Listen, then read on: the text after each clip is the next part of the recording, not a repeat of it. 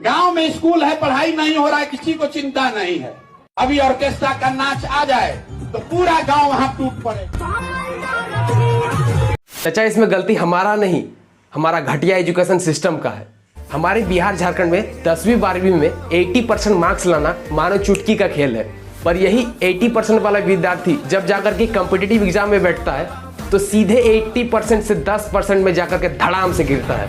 और इसके पीछे रिस्पॉन्सिबल कौन है? हमारा पुअर एजुकेशन सिस्टम। एक अच्छा एजुकेशन सिस्टम पर जो स्टूडेंट और टीचर का रेशियो होना चाहिए वो होना चाहिए 30:1 और अपर प्राइमरी लेवल के लिए 35:1। लेकिन हमारे बिहार झारखंड और यूपी जैसे स्कूलों में इस रेशियो के कुछ इस कदर धज्जियां उड़ाया जाता है कि कई स्कूलों में तो 100:1 और बहुत सारे ऐसे स्कूल है जिसमें 150:1 का भी रेशियो चलता है। अब आप ही बोलो कि 150 बच्चा को एक टीचर कैसे पढ़ा सकता है? उस स्कूल में पढ़ाई होता होगा या फिर मजाक होता होगा? इंडिया में हर साल लगभग 15 लाख से भी ज्यादा इंजीनियर्स बनते हैं, लेकिन उनमें से सिर्फ 8.25 लाख ऐसे हैं जो कि एम्प्लॉयबल है। क्या आपने कभी सोचा कि बाकी के जितने बच्चे हैं जो बेरोजगार पड़े हैं, उन्होंने भी लाखों खर्चा करके डिग्री हासिल किया पर आज उनके पास बिल्कुल रोजगार नहीं है? क्योंकि हमारे इस एजुकेशन सिस्टम पर उसको डिग्री तो दे दिया लेकिन स्किल्स और नॉलेज नहीं दे पाया। एक देश को विकसित देश बनाने के लिए जो सबसे ज्यादा इंपॉर्टेंट है वो है एजुकेशन। लेकिन हमारी भारतीय सरकार सबसे कम इन्वेस्ट करती है एजुकेशन पर। टोटल जीडीपी का सिर्फ 3% खर्च करती है एजुकेशन पर। आपने एक कहावत तो सुना ही होगा कि पढ़ेगा इंडिया तो ही तो पढ़ेगा इंडिया। लेकिन अभी के डेट पर इस कहावत का बिल्कुल उल्टा होता है।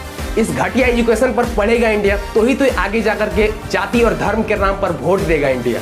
आप सभी से एक रिक्वेस्ट है कि जागरूक बने और सोच समझकर प्रत्याशी चुने या फिर सरकार चुने। आप सभी का बहुत बहुत धन्यवाद।